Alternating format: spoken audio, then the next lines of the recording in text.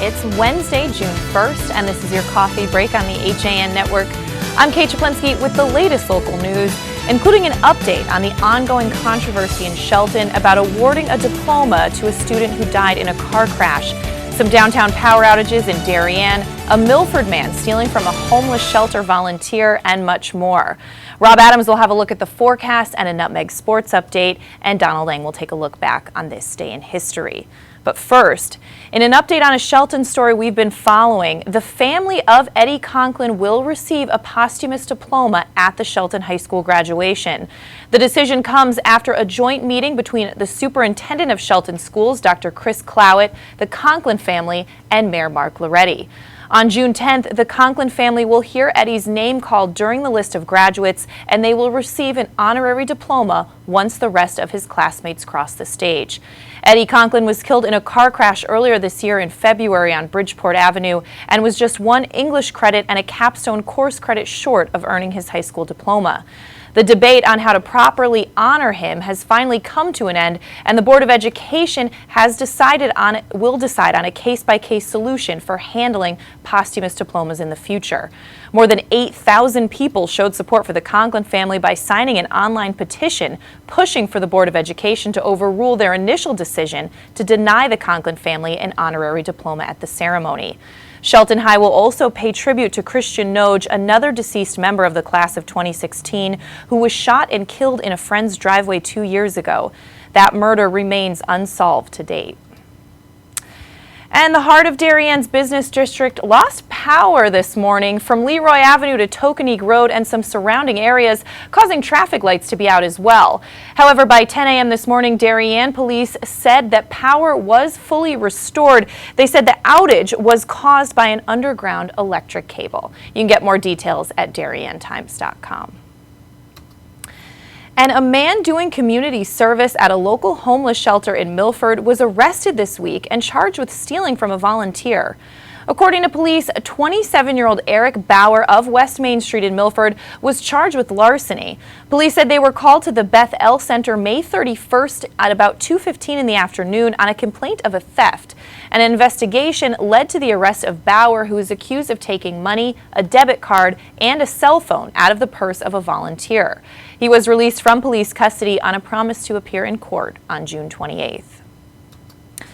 And Fairfield police went looking for a New York man who went missing from his sister's home early Sunday morning, but he was found by a public works employee in a tank at the sewage treatment plant, according to Hearst, Connecticut media.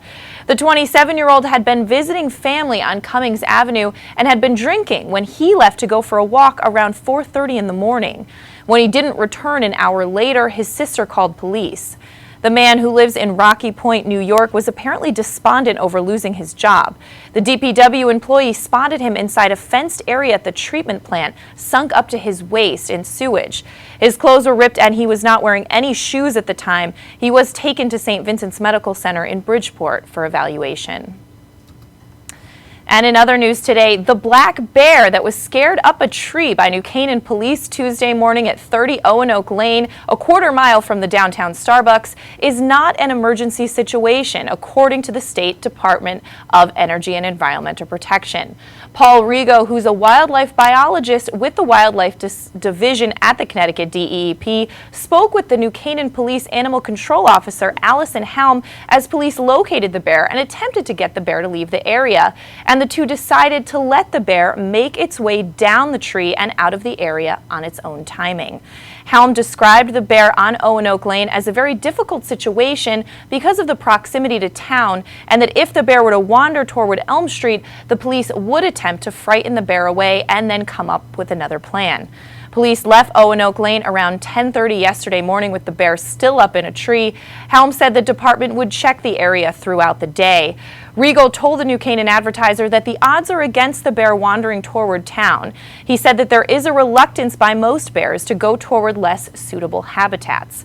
But you can get more on that story at ncadvertiser.com. And police are investigating an armed robbery in Danbury after two men held a resident up and stole several items from his house. NBC Connecticut reports that police said the robbery happened on Balmforth Avenue at about 12 in the afternoon on Tuesday. A resident said two males he knows entered his home and one placed a gun to his head while the other placed a knife to his chest. They then took several items from his house and fled the scene on bicycles. The victim pointed out that the suspect's home on Franklin Street and police went, but no one answered the door. The SWAT team was then called in and authorities went into the home, but no one was found. Police are continuing to investigate. And in Ridgefield, a parent's complaint of fox trapping at Veterans Park School has led to a finding of an unauthorized effort to catch wildlife. The State Department of Energy and Environmental Protection on May 18th looked into a complaint from a parent who feared that foxes were being killed at the school.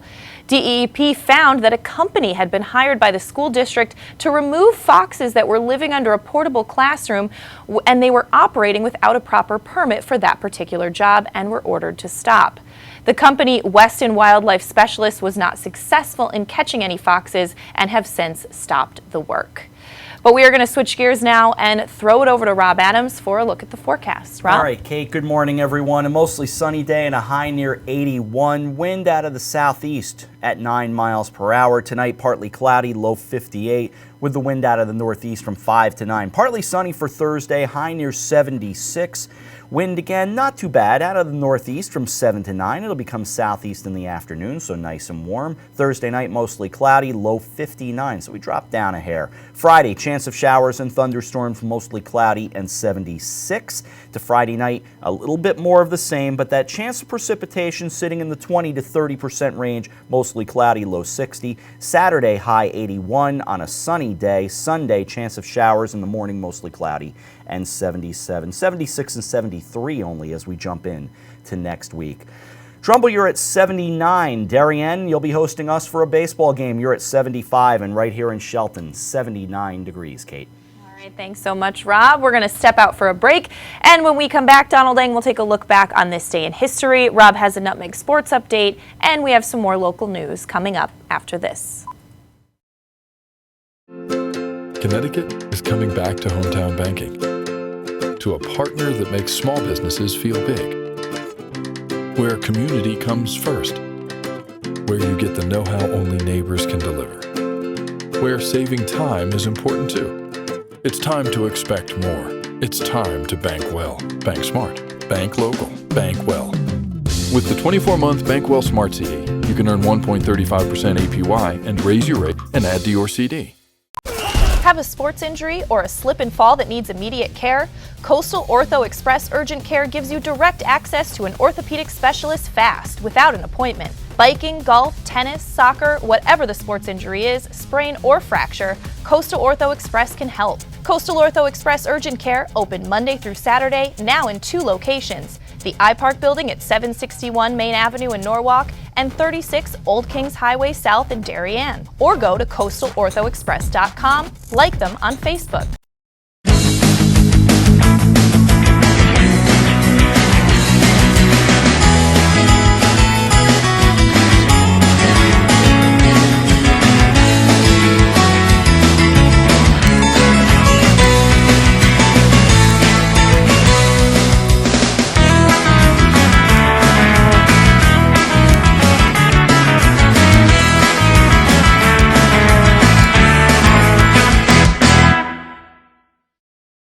Walter Stewart's Market in New Canaan is your time-saving local shopping destination for the best of spring. Find many of your favorite products, from great specials on everyday items to the freshest organic produce, artisanal cheeses, and grass-fed steaks. Drop off your knives to be sharpened, grab a beautiful bouquet of spring flowers, and stop in next door for a wine tasting. Plus, their personable staff is always ready to lend a helping hand.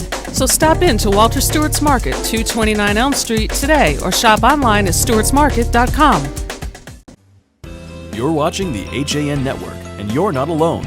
Nearly 1 million people have watched our live sports, news, and entertainment programming since the network launched in August 2015. Advertise on the network that reaches Fairfield County, Connecticut's most engaged audience. Contact Advertising Director Jessica Murrin at 203-273-7312 or email jessica@han.network. We're back on this Wednesday edition of Your Coffee Break on the HAN Network, and it's time to take a look back on this day in history with Donald Ng. Check it out. He is credited with saving thousands of lives over the past 42 years, but he saved his first life last week. How in the heck is this possible?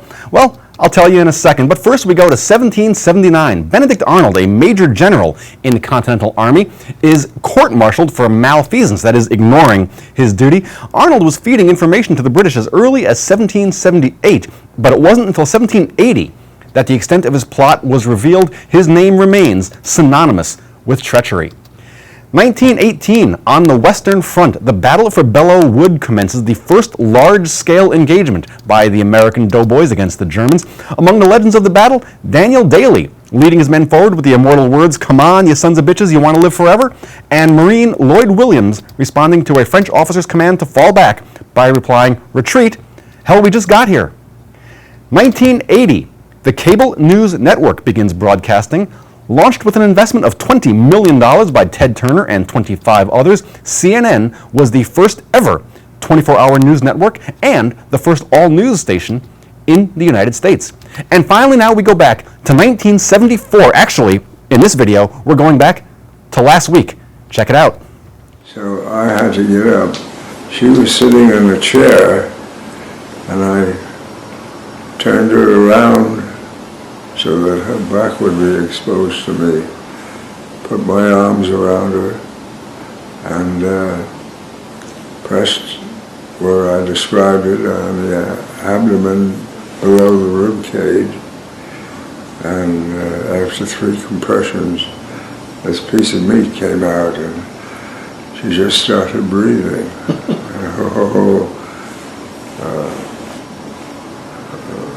Face changed. That was 96-year-old Dr. Henry Heimlich describing how he used the maneuver named after him for the first time to save a life anyway, May 23rd, 2016, when he successfully saved the life of Patty Reese, a fellow resident of the senior living community where he lives. The Heimlich maneuver, used to rescue choking victims, was first published in the Journal of Emergency Medicine on today, June 1st, 1974. That is your look back in history, and I'm Donald Ng. Very cool story about Dr. Henry Heimlich, but I know Rob Adams is upset that Donald Ng didn't mention something else, Rob. It was 49 years ago today, Kate, that Sgt. Pepper taught the band in the world to play. It came out, Sgt. Pepper's Lonely Hearts Club Band by the Beatles came out today. So, okay, I read the news today, oh boy, and Darien has been eliminated from the state tournament in girls tennis via forfeit. According to Steve Buno in the Darien Times, a Darien player exceeded the limit of non-high school matches it participated in by 1. As a result, the Blue Waves self-reported the use of an ineligible player, resulting in a forfeit. Head coach Gigi Fernandez said on her Facebook page, quote, "We have been disqualified from the state tournament due to a technicality that the parent of an opposing team pointed out after, capital letters, we had played in the first round of the team tournament. Thus, Wilton gets what would have been a loss. Wilton now gets a 7-0 win." Elsewhere on the girls' scoreboard in the Class L second round matches, Greenwich over Ludlow 5-2 and Simsbury fell to Ridgefield 6-1. From boys tennis, freshman Nick Condos seeded second swept Daniel Weinreb, of Daniel Hand 7-5, 6-1 in the round of 16 and also won in straight sets in the quarterfinals over John Warner of New Canaan 6-2, 6-2. Over to the baseball scoreboard now. Amity with a 10-0 win over Stamford. Wilton shut out Cheshire 2-0. Justin Jordan got the win as Darien took care of Wilbur Cross 9-1. Ward with an 11-4 win. Bristol Central knocks out Greenwich 3-0. Danbury Staples with a win. It was Simsbury over West Hill 2-1 and Ludlow over South Windsor 6-4. And it took 9 for Trumbull to beat Norwalk 1-0. We'll come back to that in a little bit. Class M first round, it was St. Joseph over Suffield 8-2. Moving on to softball, Class LL first round, it was Bristol Central with an 8-4 win to finish New Canaan's season. Stamford shut out Danbury 5-0. Ludlow 7 East Hartford 0. Ward doubled up Wilton 4-2. Newington with a win over Ridgefield. Darien knocked off Trumbull and West Hill all over Norwalk. Let's move to girls lacrosse now. Darien picked up a 21-4 win over Newtown, while Ward beat Stamford 9-2. This is in Class L. It was Glastonbury over Staples 18-11, Greenwich over Norwalk 11-8, Ridgefield took care of Trumbull 18-3. How about Wilton beating South Windsor 23-12 and Cheshire over Ludlow 15-11. From Class M first round, New Canaan over Laurelton Hall 20-11 as Braden Dial and Catherine Granito each had 5 goals. From Class S first round match, St. Joe's over East Catholic 16-8. In golf, New Canaan's Justin Clark shot an even par 71 to win the 51st edition of the Hap Holohan Invitational Tuesday at Woodway Country Club in Darien. Clark topped the field of 30 of the FCAC's best golfers to claim the title, which is essentially the league's individual championship. Thanks to Dave Stewart for that. And there is a new boys basketball coach at St. Joseph. Paul Dudzinski, a 1982 graduate of the school and who most recently held the head coaching job at Stratford, has been named to replace Chris Watts. On the schedule today, why did I say that Trumbull game was important? Well, that serves it up for us very nicely. In baseball, 3:30 today, down at Darien High School, we've got the Blue Wave taking on the Trumbull Eagles in a second round game that is today, as we said, at Darien High School. They are aiming for 3:30 first pitch. We will be there with the broadcast. Also, you've got Amity at Danbury at Amity, Simsbury at Ludlow. Ward is at Hall. It's Wilton at Norwich Free Academy. It's Haddam Killingworth hosting St. Joseph, Montville and Weston getting together, St. Paul Catholic and Notre Dame of Fairfield also, and that's all throughout baseball, Class LL, M, and S. To boys lacrosse now, you've got Darien and Shelton. That's at 5 o'clock at Darien High School. Cheshire visits Fairfield Prep. Greenwich goes to Glastonbury, all boys lacrosse in Class L. Conard is at Ridgefield. Trumbull goes to Staples. Wilton home for Norwich Free Academy. Xavier hosting Fairfield Ludlow. Joel Barlow and Foreign meet at Joel Barlow. New Canaan hosting Avon. That's at 4:30. And Stonington and Weston as well, staying in boys lacrosse. Moving over to volleyball, Glastonbury and Trumbull. That's at Glastonbury at 5:30. Farmington goes to Ridgefield. The Fairfield Ward Ludlow Co-op is at Southington. This is in Class L. Staples hosting Shelton, and Rockville hosting New Canaan. That's in Class M boys volleyball. Girls tennis, Ridgefield and Amity, Staples and New Canaan. Wilton visits, Greenwich visits Wilton, I should say. Weathersfield is at Joel Barlow, and it's Laurelton Hall taking on Berlin. Also from softball, it's a big schedule, got a couple more for you. Darien goes to Bristol Central, Stamford at Cheshire, Wilton at Middletown, West Hill hosting Fairfield Ludlow, all that in Class L. From that was Class LL. Again, it's a lot to deal with. Now Class L, Laurelton Hall and North Haven, Joel Barlow and Massac, and finally, Waterford and St. Joseph. We had Jeff Babineau on Nutmeg Sports yesterday, so we wondered, would it be Waterford? He gave us kind of a rundown. Waterford and St. Joseph. So in other words, the thing is simple. Nicole Williams, throw strikes, get the win. A lot to talk about. We will continue with Nutmeg Sports a little bit later on, and again, baseball later today, Trumbull and Darien. I'm going to go catch my breath now with sports. I'm Rob Adams. I'll keep quoting Beatles lyrics while we're in break. Kate, back to you. All right. Thanks so much, Rob. Well, getting back to a little more news today, the Connecticut Better Business Bureau is urging users of the social media platform LinkedIn to change their passwords right away after the company acknowledged that stolen passwords are now being sold on the black market. When its database was compromised 4 years ago, LinkedIn said hackers stole 6.5 million passwords. However, the social media network site now says 117 million passwords were stolen and that it is contacting users directly through email, recommending they log in and change the passwords. LinkedIn addressed the data theft in its blog and urged users to change passwords on a regular basis. Unfortunately, people who use the same password for multiple sites are at substantial risk of becoming a victim of fraud. Hackers use that stolen information to try and access victims' emails, financial accounts, and popular sites that rely on email and password combination.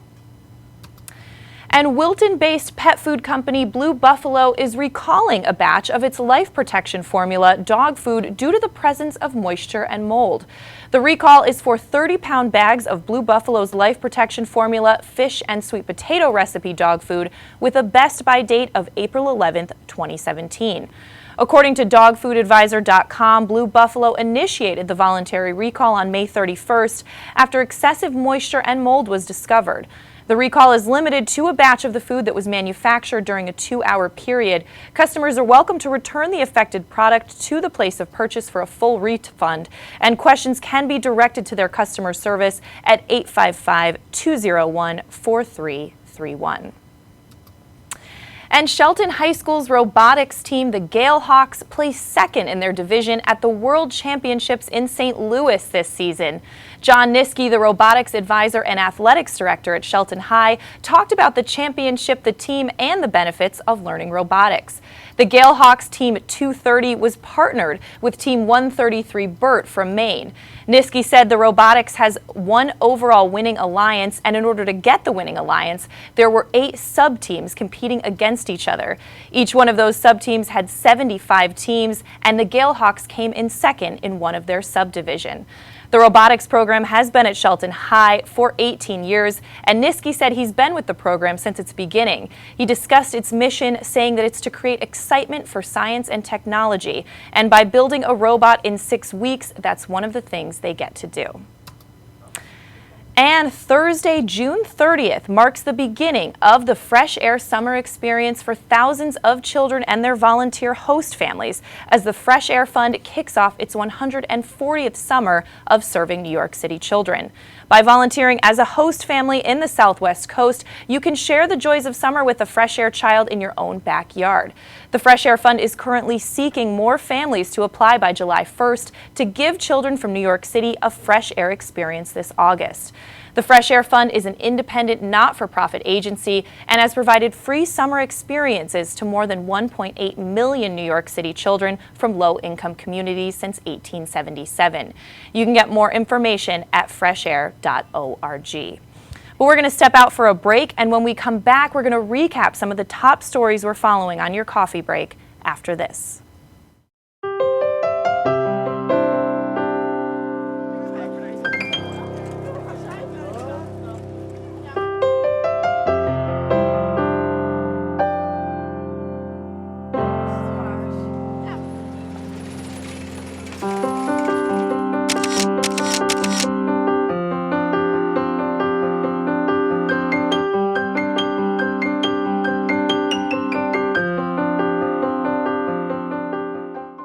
For more than 50 years, SSS has been Fairfield County's expert service for carpet, upholstery, and drapery cleaning. We provide the best in repairs and in-depth restoration, understanding fabrics and how to properly clean and restore them. Our staff will come to your home to clean your wall-to-wall carpet to perfection. We can also pick up your fine carpets and bring them to our facilities with locations in Norwalk, Stamford, and Stratford. SSS will get the job done fast, big or small. At SSS, you can count on our people as well as our cleaning. Find us at SSSclean.com or 203-847-8000. For over 25 years, Mike Cizik Painting and Wallpapering has been the name to know for residential and commercial properties in Fairfield County. He uses only the top brands, including Benjamin Moore, for impeccable preparation and lasting quality. Call Mike now and receive $500 off any job over $7,000. Mike is currently accepting reservations for spring, so call him today at 203-770-8869 or 203-972-3310. For your custom painting, finishing, and staining needs, it's Mike Cizik. At the Language School in Ridgefield, we teach practical language for real life, tailored to your professional needs or those of your children. Offering more than a dozen languages, the school specializes in creating customized classes for businesses, government agencies, and healthcare professionals in Fairfield and Westchester counties. Native speakers from around the world will instruct students of all ages in the language and the culture using a hands-on method. Find out more about what makes us different at thelanguageschoolglobal.com or call us at 203-241-7010. Warm weather, light breezes, boats are in the water. There's no better place to celebrate summer than the Dock Shop. Whether in Darien at 51 Tokenique Road or Westport at 609 Riverside Avenue, the Dock Shop is where you'll find everything you need to kick off summer. From the latest summer apparel to the newest fishing tackle, the Dock Shop will help you get the most out of your next beach day or harbor cruise. At the Dock Shop, you'll find a wonderful selection of items made in the USA and right here in New England, all with a distinct nautical flair. Boater, beach bum, fisherman, or simply love the coastal lifestyle, this is a unique place to shop. DockShop.com. And we're back on this Wednesday edition of your Coffee Break. I'm Kate Czaplinski, recapping some of the top stories that we're following today. including an update on a Shelton story that we've been following. The family of Eddie Conklin will receive a posthumous diploma at graduation. This decision comes after a joint meeting between the superintendent of schools, Dr. Chris Clowett, the Conklin family, and Shelton Mayor Mark Loretti. On June 10th, the Conklin family will hear Eddie's name called during the list of graduates, and they will receive an honorary diploma once the rest of his classmates cross the stage. Eddie Conklin died in a car crash in February on Bridgeport Avenue, and he was just one English credit and a capstone course credit short of earning his high school diploma. The debate on how to properly honor him has finally come to an end, and the Board of Education has decided that they will now look at these cases on a case-by-case basis. More than 8,000 people showed support for the Conklin family by signing an online petition pushing for the Board of Education to overrule its initial decision to deny the Conklin family an honorary diploma at the graduation ceremony. Shelton High will also be paying tribute to Christian Noge, another deceased member of the class of 2016, who was shot and killed in a friend's driveway 2 years ago. That murder remains unsolved. And a man doing community service at a local homeless shelter in Milford was arrested this week and charged with stealing from a volunteer. According to police, 27-year-old Eric Bauer of West Main Street was charged with larceny. Police said they were called to the Beth El Center on May 31st at 2 in the afternoon on a complaint of a theft. An investigation led to the arrest of Bauer, who is accused of taking money, a debit card, and a cell phone out of the purse of a volunteer. He was released from police custody on a promise to appear in court on June 28th. And Fairfield police went looking for a New York man who went missing from his sister's home early Sunday morning, but he was later found by a public works employee in a tank at the sewage treatment plant. According to Hearst, Connecticut media, the 27-year-old had been visiting family on Cummings Avenue and had been drinking when he left to go for a walk around 4:30 in the morning. When he didn't return an hour later, his sister called police. The man, who lives in Rocky Point, New York, was apparently despondent over losing his job. The DPW employee spotted him inside a fenced area at the treatment plant, sunk up to his waist. His clothes were ripped and he was not wearing any shoes at the time, and he was taken to St. Vincent's Medical Center in Bridgeport for evaluation. And the black bear that was scared up a tree by New Canaan police Tuesday morning at 30 Owen Lane, a quarter mile from downtown Starbucks, is not an emergency situation. That, according to the State of Connecticut Department of Energy and Environmental Protection. Paul Rigo, who's a wildlife biologist with the DEEP, spoke with New Canaan Police Animal Control Officer Allison Helm as police located the bear and attempted to get the bear to leave the area. However, the two later decided to let the bear make its way down the tree and out of the area on its own timing. Helm described the bear on Owen Lane as a very difficult situation because of the proximity to town, and if the bear were to wander toward Elm Street, that police would attempt to frighten the bear away and come up with another plan. Police left Owen Lane around 10:30 yesterday with the bear still up in the tree.